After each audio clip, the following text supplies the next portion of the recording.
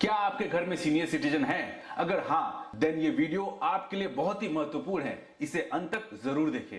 Hello friends, welcome to our channel Reorient. आज हम लोग डिस्कस करेंगे the benefits given in income tax to senior citizens. Union budget 2021 जब आया तब बीजेपी की सरकार थी, उसमें सुपर सीनियर सिटीजन का कॉन्सेप्ट आया और गवर्नमेंट ने कुछ एक्स्ट्रा बेनिफिट्स भी दिए सुपर सीनियर सिटीजन्स के लिए, जैसे कि higher basic exemption limit that is 3 lakh for senior citizen and 5 lakh for super senior citizens. Further senior citizens को एडवांस टैक्स भी देना जरूरी नहीं है यदि उनका income does not include income under the head profits and gains of business and profession.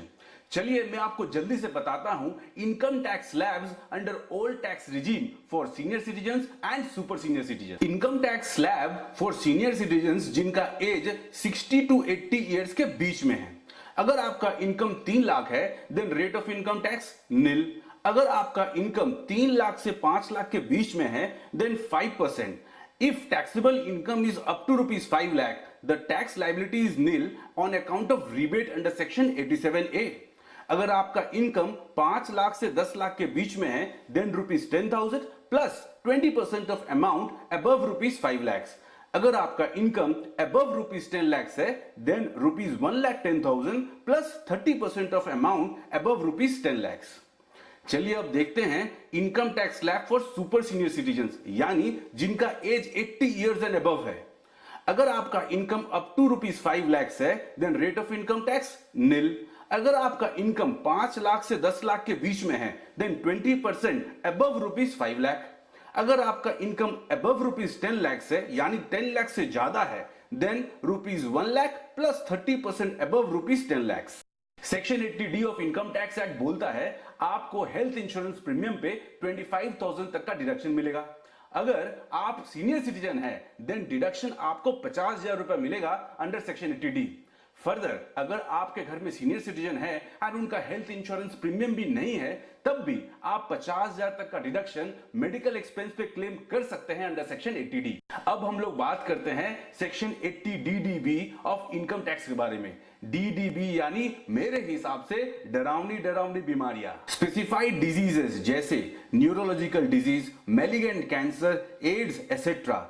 In general अगर आप अपने लिए खर्च करते हो medical expense for treatment of these type of diseases then आपको अंडर सेक्शन 80DDB के अनुसार 40,000 रुपए तक का डिडक्शन क्लेम कर सकते हो।